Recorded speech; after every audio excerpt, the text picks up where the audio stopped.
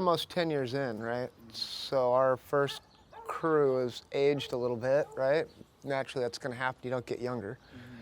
And the talent pool has grown more, right? So I'm having to not so much keep it the same boys club. Because in the beginning, we were trying to create like a show that would inspire kids, which was kind of the whole idea, which it's happened. Now there's new batches in different regions, different parts of the world. So it's kind of time that I'm starting to pull in new talent. Otherwise, the thing, it'll go stagnant. If you have the same people all the time, you have to kind of switch it up. We've always kind of brought in a new couple of people every time, just off of recommendations through other people. It's like, hey, this is the guy, or this is the person, or somebody that I saw. Most of the time, the new additions have done pretty well, and then the other guys have done so-so. I mean, that's kind of how it goes. You're competing against kind of the best of the best. So even when someone's like, oh, this is the guy, they get up against those guys, and it kind of levels things out, you know? But like, as you can see in this particular one, you got kids from here, kids from France, you know what I mean, local guys from Spain, and their levels were all pretty high. So the addition to having them was valid, you know what I mean? And it's much needed for it to grow. Yeah, well, we kind of knew when we first started that there was momentum gaining in all the places. I mean, luckily, through employment as, you know, at Vans and being a professional athlete, I've been able to travel a lot and get to see it happening, you know. I kind of saw it coming, but I didn't have everyone believing me at first, you know. And Al and those guys all knew it because they're traveling too, and they would see it. And the influence that Al and Birch and all these kids have had that are, you know, like Duct Tape guys, has been pretty amazing. I mean, if you look at what Birch has done with, you know, shortboard stuff, and look at the amount of people that are like into his trip, or at least are curious about what he's doing. And the same thing for Al in all areas, whether it was like music or, you know, he kind of had a huge influence. So it's important that those guys are here, because so many kids look up to him. You know what I mean? They're kind of like the, what's the word for it? Not the infector. Yeah, they're like the, yeah, they're the infector. They're the carrier. It's kind of the idea. And they did a good job. I mean, there's a million little kids that look up to him. So now I get to pick from that batch. It's kind of cool. You know, the guys that we initially used, what we used them for, they definitely filled the job. So we're stoked. And we paid them for it, which is great. It wasn't like we took advantage of them and brought them places. We made sure that they were taken care of for taking the time. And it's a lot of struggle for kids that have, you know, no sponsorships and different stuff. They're like doing whatever they can. GoFundMe pages. You know, I'm sure Andy was doing construction work before he got here to like make it happen. So it's really important that they make a certain amount of money, not like a ton, but enough to at least make it worth their while to get here. I know Andy, when he was talking earlier, was like, dude, I need a car. You know what I mean? He was like, this would help me so much to buy a car. It's cool. It's the idea. Well, we try and be there's a lot of other ones. There's a lot of the contests that have sprout off of the duct tape thing starting, which is awesome. I mean, we're, in the beginning, obviously, when people copy, you get a leggy. I mean, it's inevitable. It's just the nature of things. But as time went on, we kind of realized that it's like the ultimate form of flattery. You know, if people are going to take the same concept and put it in different parts of the world, it only validates and creates more opportunity for them to be able to, you know, call it a lifestyle they can make a living from. So in the end, it is a great thing, you know, and we kind of still try and remain like the standard of it. You know what I mean? If you make it to our thing, it's kind of inevitable you're going to end up in the other ones, because they're looking at the guys we're pulling, and they're kind of using the same people. So if you make it this far, or you get the nod to go, and it's not just some like cool club, like Saxon beat me last year in Virginia in my one heat. So, I mean, that's it. You got in. I even said to him, I go, I'll see you then next summer. You know what I mean? And I think he thought I was full of shit, but he was, when I wrote the names down, he was the first one, because he's the only one I remembered. I still feel like I've still got a little bit of talent. So if you're beating me, then that sort of, I'll get you in there. And there's a lot of contests. People think that it's just some like stubborn, oh, you got to be cool to get in. No, we watch. There's a million club contests that happen. There's a handful of events that are around the world. You know, the Noosa one, the one in Bali. You know, there's a lot of different contests that are popping up. They have one here. And believe me, whenever somebody wins, they always tag us in it. You know what I mean? Or they'll tag us in a video clip or something. So through social media and the internet, it's not like there's not a lot we miss, you know? Quintal's the only one that we slept on, which is hilarious. And he was forced in and we were pissed. I mean, when we had to put him in, we were just like, fuck, dude, who is this guy, you know? We kind of ate our words on that one, you know, because he is the most winning person in this. And, you know, he's inspired a whole bunch of kids in Florida. Now I get to grab a bunch of dudes from the East Coast, Saxon being one of them, but there's a whole nother pile. Zach is kind of a little Birch protege. There's a million kids around Cardiff that are shaping their own boards and asymmetrics and all this weird shit, and it's all his fault, you know? But it's like in a good way, because they're all making their own surfboards. 10 years ago, that shit was not happening. You know what I mean? And really, they're the only ones that are contributing back to the industry because surfboards built surf industry. So we kind of have to continue that thing going, you know what I mean? Because if it all moves overseas or goes away, the industry goes away. And all the things that started it go away. So we're trying to, through the kids shaping their own boards, that's another big deal. You know, if you make your own stuff and you rip, we're probably going to pay attention more to you than the other person, you know? It just sort of, it's one more feather in your cap that sort of makes you the bigger picture, you know, that we're trying to promote. We're just trying to promote it's, you know, when I was a kid, Nueva used to tell me, oh, we're taking you on the road, man. We're taking the show on the road. And he was just saying, like, we need somebody young to validate this shit. You know what I mean? He goes, we're a bunch of old dudes. We can't just make it cool if it's just us. Luckily, I was there, you know what I mean? And I got to, like, have them move me around. But a couple years later, there was another batch. Do you know what I mean? It's just the way it goes. It's a cycle of things. Well, I think they've learned, too, when to ride one and when not. You know what I mean? And this generation's really kind of taught them, like, all right, dude, there's some waves. Put that thing away. Don't be a pig. You know what I mean? Don't ride on these kind of waves. Guys are going to get pissed. There's only so much room in the lineup. You know, and they kind of preach the sort of like being well-rounded more than anybody, which is, I'm really proud of that. That was something that had hammered into me by Nat Young. Just like, put that piece of shit longboard away. There's waves, you know? So to see them sort of take that same mentality and sort of see the broader picture of like surfing's a lot of different things, rather than just one kind of category that just keeps progressing. It's like a mix of everything, and each part of it's really cool, you know what I mean? So if you can master all of it, in the end, you're kind of the more complete guy doing it, you know? And the one thing you have to remember, as a kid, most people start on longboards because it's more area to stand up and it's easier. As you get older and you're an old man, if you don't longboard, you're not gonna surf. And I can say this from watching the guys that I know who are 30 and 40 years older than me. There's really a whole maybe 2 or 3 left, you know, that can do it, and they're longboarding. The rest of them quit because they just got caught up in being like, I was good like this at one point, and I'm going downhill, and I'm not going to ride a longboard. It's like, well, dude, nobody likes a quitter, you know what I mean? And I could never quit. I mean, I grew up around guys like Dorian Paskowitz, and I got to meet Woody Brown, and, you know what I mean, Peter Cole, and all these dudes that literally surfed till their bodies, like, or their wives told them they couldn't do it anymore. You know, like, dude, you're 80, you can't do this shit. You're gonna leave me alone, you know. But some of them don't even care. They're still doing it. Skip's 77, and he's more amped than all of us, you know. Still dicking with fins and designs and tails and all this shit. And that's where it's at. That's the ultimate goal. That's where I'm at right now. I was focusing on all this crap that all these kids already picked up, so I don't really have to focus on it anymore. Right now I'm studying the next batch, which are the guys 30 years beyond me and older that are like, well, that's where you're gonna be, right? So, you know, at least that's where my mind's at the moment. I kind of feel safe with these guys. The thing was planted, it's there, it's not going anywhere. This next generation of kids you just saw sort of validated that. Now I can work on being an old man.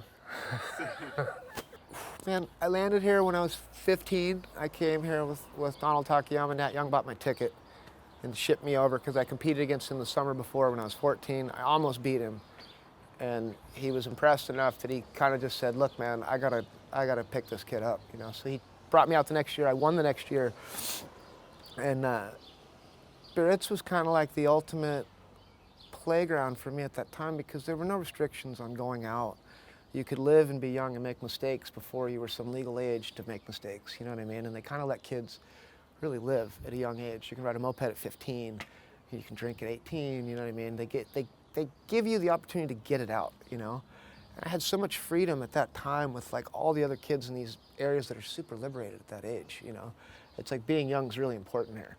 And man, it was like, what a good time, you know what I mean? Dora was hanging out and like all these guys and Hackman was around and people would meet in the evenings and drink wine and like, man, it was just such a place to mature at the right pace, do you know what I mean? Rather than crushed into like, you're 21, you gotta do it now, you know? It was just, it was the best. And I think I kind of got a worldly view out of being here because I'd spend my summers here. You know, I'd come for the contest and I rode for Oxbow and they were shipping me all throughout the place. So I kind of got an idea of how to act around everybody in different cultures and not be a loud American and not, you know what I mean? Kind of kill all the stigma of where I was from. And gave you I don't know, Europe just sort of gives you an educated view of like everybody because everybody here is from a different country, from a different culture, from a different deal, and you've got to get along, you know what I mean? Otherwise, shit's not going to make it. And that's what I got out of being here at that time. It wasn't so much the surf stuff. Surf stuff was always cool, and that was cool in California, but just the culture and the history and shit actually being older than 1940. You know what I mean? Like at home, you're like, oh, the building's from like 1910. You know what I mean? You're like, this is the 16th century of this church, you know? So it was just a different education. Being able to travel is such a thing that's so important. And it sucks because it's really expensive, and things are obviously not as cheap as they used to be. I mean, that happens in every generation, but if you can save your money and bust your ass when you're young and work and don't fucking waste your time like doing stuff, you can still have fun, but you're gonna have to like make money to facilitate it. I had to win contests and do shit that wasn't easy. You know what I mean? But that paid my way to get here. I didn't have rich parents, and when I was here, I learned to live. That's basically it. Yeah, we had it in Biarritz. We've had it, this is the second time in Spain. I'm sure we're gonna have it again in Biarritz one day. I don't see that not happening. I mean, my whole career started there, and I won a ton of contests afterwards, and it was sort of like a second home for me for a really long time. Obviously, having kids, your traveling comes to a halt in a good way. But now both my kids were older, and we were actually, you know, at this event, all the Biarritz guys showed up, sort of presented me like, hey, we'd like to have it back again. So I think in the future that'll definitely happen. And it's kind of the birthplace of surfing in Europe. You know what I mean? Peter Vittel, who was Deborah Carr's husband, the guy that wrote The African Queen, Humphrey Bogart and all that stuff, he brought surfing here in the 50s. He learned from Peter Lawford in Malibu, another famous Malibu dude. And he kind of like infected the whole area. So Biarritz has sort of a important place to bring, you know, surf culture back. And that's what we're doing. We're kind of giving culture back. We got the music, we got the board shaping thing, we got all the stuff to kind of present the right image. It's not just like another brand sticking a huge scaffolding and like, do you have the right wristband to get in? You don't have this, you don't have that, blah, blah. We sort of eliminate all that so that it just, you don't feel like you're really stepping on too many people's toes in the area, because the locals don't dig that shit. I don't. When people come and have contests where I live and they do this big, huge deal, it's just sort of like, dude, tone it down. You know what I mean? It's about the surfing, not about your fucking promotion on the sand. And that's sort of what we do with these things. It's about surfers. It's not like we're trying to sell a bunch of shit. Obviously, you have to have the backing from sponsors to do it, but, you know, we have other stuff going on that we can do that in. This is just to promote these guys. Well, the soft top thing here is kind of taken off. I mean, surf schools, you know, the Europeans picked up on the Paskowitz trip before anyone else. I mean, the Paskowitz invented the surf camp, and it really took the whole world a long time to catch on. The French were kind of the first ones to be like, those guys are smart. You know, they got like a summer thing going. And they did it, and it kind of like pushed the longboard thing back in without sort of educating them a little bit on what it is. They sort of taught the like wave hog mentality, which has been bullshit. For a lot of people in Europe, they've been over it, and I think that gives longboarding the wrong sort of thing. It's important when they learn in the beginning of like etiquette, you know, place in the lineup, all those sort of things. And that way you know not to take advantage of your longboard, because it's really easy to be a jerk on one, you know. So with longboard culture, it's like, I love the surf schools and I'm stoked because it keeps people on longboarding. They eventually graduate from the soft top to buy one. But I hate what they do to like teach things the right way. They're just about getting you to your feet. They don't give a shit if you hurt somebody or lose your board or whatever. And that kind of needs to go back, because we're like the exact opposite. I'm trying to like educate these kids to just be cool, man, because we're a big guy in a small pond, you know what I mean? The more that we have a little bit of etiquette, the longer we're gonna last. You know, because we're in a cool spot right now. You mentioned it, we're like, there's no real like hang-ups, you know, with like, oh, you're riding a longboard. In my day, it was like, you fucking Barney, you know what I mean? Fucking get that get that thing out of here, you know? I heard that everywhere in the world I went. Piss off with your longboarder in another language. You know, you're like, okay, fuck. Now it's not so much the case, and there's designated zones for these kids to go and do it. So we just got to make sure they get it. Don't be a dick. Yeah, well, the Spanish have been huge. You know, in Barlan, the Barlan families in France, who like one of the oldest factories here, was Pucas. They've been here forever. And the dad that started it's not like surfing was new to him. He kind of came from that whole 60s era. So both of them are kind of steeped in tradition. You know what I mean? They have a lot of appreciation for all of it. Now that this is kind of going, they're all kind of paying attention to it more. And really, the boards and the surfing these guys are doing are opening up these guys to kind of make money again. All the surfboards are getting shipped overseas. Everything's starting to go to China. The only real creativity part and like resin color and all the shit's coming from these guys. You know, they're the ones that are pushing the real like artistic part of it, and it benefits everybody, you know? It's cool. They're kind of putting the art back into it, which is, we didn't get here being sportsmen. You know what I mean? We made it this far. It came through making cool shit and being cool. and people in the world wanting to do it. You know what I mean? It's not an athletic thing that like makes people want to surf, and guys have to remember that. You can do all the 540s you want, you know what I mean, and all that shit. And, you can look like little robots. That's great. Have your internet show, but you have to have a connection to the public, and they have to have a connection to style for it to have any kind of like style outlasts everything in all cultures. You know what I mean? Art too, and rhythm. It's sort of like all three things right here. You know, those are the three things. Surfers, surfing took over. And everyone in the world wanted to do it. It wasn't because we were athletes, you know what I mean? It was just because of the dance. Shit's cool. And by nature, when you do something that's cool like that, your style kind of like bleeds it, you know? Mike Hinson's kind of a hard look to not appreciate, you know what I mean? It's still today, look at me like, wow, wow.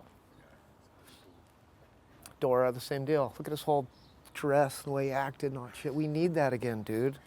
We can't have, oh, I surfed really good. I liked the waves today. Were perfect. And my heat are very good. My coach told me for a bit, very good. Like, dude, that's not going to fucking help us, you know? And they'll give the same answer. Yeah, it was good out there. And I caught like 3. And yeah, it was epic. And I had a great time. I'm looking forward to the next round. When you sign up to be a longboarder, you're signing up to take a lot of shit. You know what I mean? So you naturally, over the years of you doing it, your filter gets pretty good. And you just don't care, you know? Because if you committed to it, you're just like, it's like a deaf ear. Like, eh. And they get that, and it's kind of cool. You know, I think taking shit's important. Being hazed is really important. It's another part of our society that's going away. You ain't gonna get anywhere if you think that life's gonna be soft forever. You know what I mean? You're gonna have struggle. People are gonna make fun of you.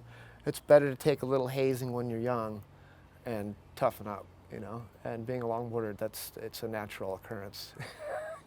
You sign up for it, dude, you're gonna eat a shit sandwich for a while, you know, and it just takes a while for people to appreciate you. And when they do, you're already over it. You know what I mean? You can't be sensitive here, you know?